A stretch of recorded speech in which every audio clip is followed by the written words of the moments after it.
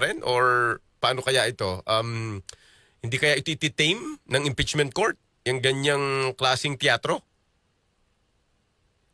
Absolutely not, Professor Prof. Ricky, no? Mm. 100% itong fireworks, drama, yung theatrics, that's going to continue, no? Kasi even the senator judges are Performing. performing All right, to an right, audience, no? right. They are performing their way to 2028. Oo nga. So, gusto rin nila yung ganitong drama, no? Because you can just imagine na yung airtime, Oo. free airtime, eh, talagang magbe-benefit sila, right? Oo. So, in the next coming days, yung next trial days, we should expect more of this Oo. rather than less. Oo. No?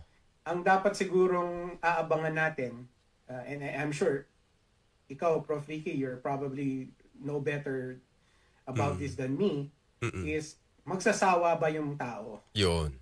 Oo. Dadating ba yung punto na magsasawa na yung tao sa puro drama, pare-parehong theatrics, pare-parehong mga banat, counter banat, right? Oo.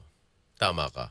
Yun ang magandang pag-isipan, ano. Kailan darating 'yon at kung darating man 'yon na yung tao na mismo ang maaasiwa sa Mm. napapanood nilang mga palabas. Oo.